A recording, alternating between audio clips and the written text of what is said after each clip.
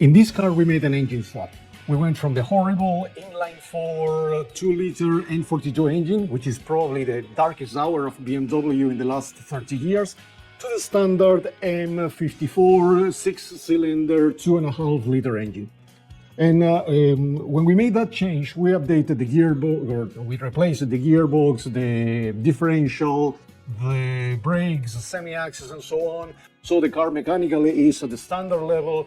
And from the donor, we took the ECU, the transponder for the key fob, and the immobilizer. So everything is working. But the car still doesn't know that we have here a 6-cylinder engine, so today I'm going to show you how to update all models in the vehicle so they recognize the change. For some models it's not really relevant. The model that controls your seat or your sunroof doesn't really need to know about this, but for some other models it's quite relevant. I'm talking about the instrument cluster, because it makes the calculation for the fuel consumption, for example, and your ABS or DSC model, because the brake force takes in consideration the torque applied by the engine. To do that, we're going to use two software. We're going to use NCS Expert for the modifications, and to control, we're going to use BMW Scanner or PASoft, because it's much friendlier for the visualization. And so stay tuned, and I will show you how to update all the models in your car after an engine swap. Here I have a schematic diagram of what we're going to do today. Here on the left-hand side, I have the models of the vehicle. Here, for instance, is the climate control model, the Kombi model, your brakes or DSC model, your light control model, and so on and so on. The digital motor electronics or the ECU for the engine won't be updated because we took it directly from the previous car, same as the EWS model. To do this update, we're going to connect with this interface to the OBD port, and we're going to use NCS Expert. NCS Expert, although it looks quite primitive and Flintstone looking software, is going to allow us to read and edit the vehicle order or the Fahrzeugauftrag, and we're going to write it to this Kombi model, and then we're going to process the car and code the car. And with this step, we're going to update all models that I mentioned here. To monitor this process, we're going to use BMW Scanner PASoft, mainly because the interface is much friendlier. It's like the visualization, as I said, is much more direct. Also, it will allow us to edit and modify the models that will go back to default after we made the update. So having said that, let's move forward to the next step. As you can tell by the interface, now I'm using BMW Scanner PASoft. This is the welcome screen. And now when we go to the information about car screen, we see in the lower part all optionals. Then if we look at the upper part of the screen, we see both sides. The left-hand side is the Kombi model and the right-hand side is the light control model. Both show that we have an E46, but it's still a 318 with this horrible N42 engine. This information is read from the type key in the middle part of the screen, and I will show you now where to find this information in NCS Expert. And NCS Expert has all the keys that we need in order to find the closest possible or the exact key for your updated vehicle. Okay, in this laptop I have installed NCS Expert, but we're not going to use the software at this point. We're going to use a folder that's associated with NCS Expert. We have to go to the C drive, and here where you have the NCS Expert folder, you access the Daten folder. And here you have a few chassis available. In this case, our chassis of interest is the E46. And here we have many files that are very useful when you're working with the NCS dummy.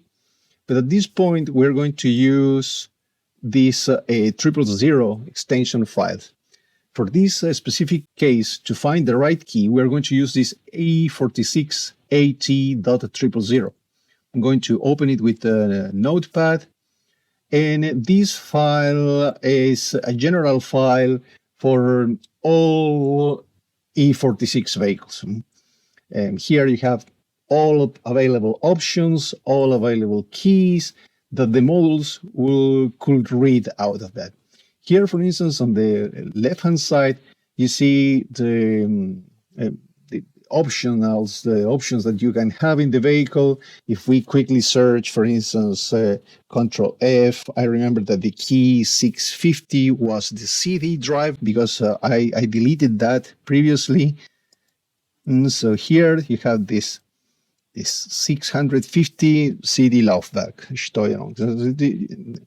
And for instance, I remember the 431 has something to do with your mirror. I don't remember exactly what, but yeah, internal mirror that it's not flipping in German, is tilt, automatic tilt, and so on and so on and so on. Here you have literally 1,000 options. But the point of this video is not to go through all options, but to find the right key. And to do that, we're going to use the search function. And I'm going to search, to make it quick and easy, I'm going to search for the donor. The donor for this vehicle was a 325 Ti. And here I found it. Here is an E46 compact with the M54 B25 engine. Link rad. This is like left-hand side steering wheel. These are fog lights, climate control, tachometer in kilometers, and so on. So the key to use is this one, AT31. And this is the key that will have to replace the AU51. Keep this information in mind because this is the key that we're going to use. And now we can memorize or write down that number and move to the next step. Okay, now it's coding time, and to do that, there are a few different ways to do it. There is a fully manual way where you enter the new vehicle order individually into the models, and there is another way which is a fully automated coding car completely all at the same time. I think that the first way is a little bit inefficient, it's prone to error, it's slow, etc. And this other way with full coding the car all at once is a little bit too optimistic. So we're going to choose something in the middle. We're going to code one model first, and then we will go with the full coding of the vehicle. The model that I will use as a test model is, of course, the Kombi model because it's the brain of the vehicle. There converge your I-bus, your CAN bus, your K-bus, and of course, everything is connected to it. Your ECU, your traction control, your brakes, for the guys that have an automatic transmission, your EGS is going there as well. So I think this is the most important model to be coded. And then we can go with the full coding of the rest of the vehicle. I will change now to the screen recording. Okay, so here we can load the profile. I can choose RevTor or manipulation or factory coding could do as well. So here I go with the bin reading. And then, of course, we're going to choose E46. One thing that I didn't show you is how do we have the car connected. Let me take the camera. And yeah, here I have the DCAN, KDCAN cable. The key is in position 2. And here is my connection to the computer. Yeah, so this is the basics. There are thousands of videos in YouTube explaining how to do this, so we will not go through that point. And we were here selecting the right model, so we'll choose Kombi. Now it's reading what information is written there, and do we have it? Now we go to the enter Fahrzeugauftrag or the vehicle order. Of course, we choose E46. And yeah, we continue here. And here is the place where we will replace this old key that was saying that the car has an engine N42. And we will delete this, suppress, and we will add here the one that we found when we opened the 000 file. So A341. Sorry, here it must go with an asterisk. Add. Okay. And then we go back. And we're not going to process the car, we're going just to process this ECU. Process ECU, AKMB, the Kombi one, okay. Okay, and then we change the job, and then we select FA right, Fahrzeugauftrag right, execute job, and this is very quick, you'll see. And now the job is ended. So now we can go back to mine. Now that we know that this process ended well, we can go with the full car coding, right? I'm going to show that as well. And yeah, that's it for the moment. Okay, we're going to continue now. We're going to proceed with the full coding of the vehicle and the automatic mode. We're going to repeat a little bit the same steps in the beginning. We're going to double check that everything that we have done in the previous step was actually coded, actually written in the model. So I will go to the vehicle order again. I will review the optionals here. At the bottom, I should have this different key, the AT31. There it is.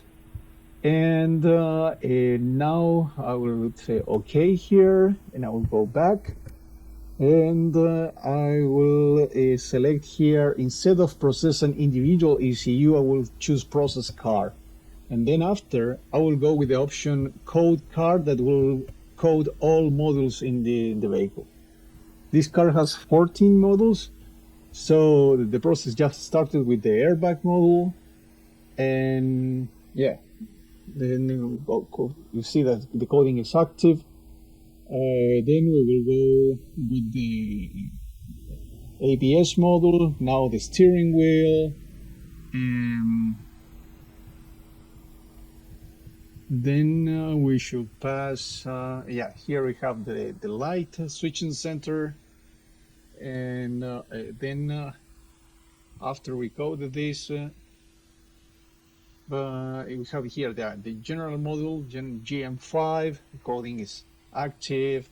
Then we have the parking sensor, so the model for that. Then this is the sunroof. I don't know why it has to be coded. And here we have the Kombi model again. It will be overwritten. And this is the immobilizer. Oops. Here we have an error message. And we'll have to find what this means and code this model individually after. And it says that the process is basically finished. We're done with that because the pending models were just the mirrors and the radio and the seat, which is really not relevant for the functionality of the vehicle.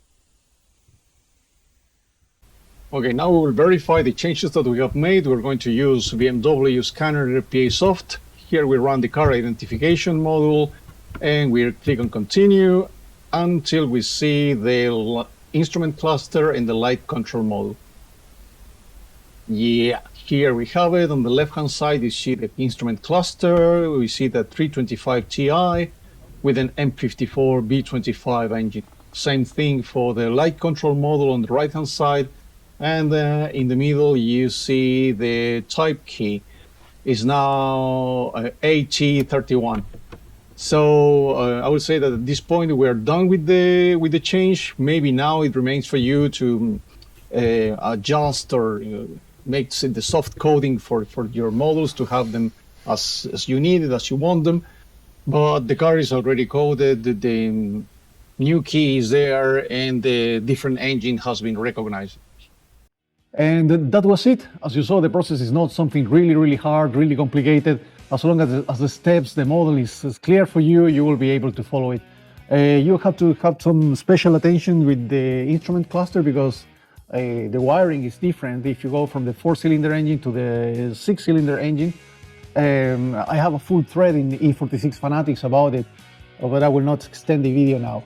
Other than that, you have this small issue that you will have to update your models manually to the configuration that you like or the way you had it when the car needed. But other than that, I think there is no complications in this process.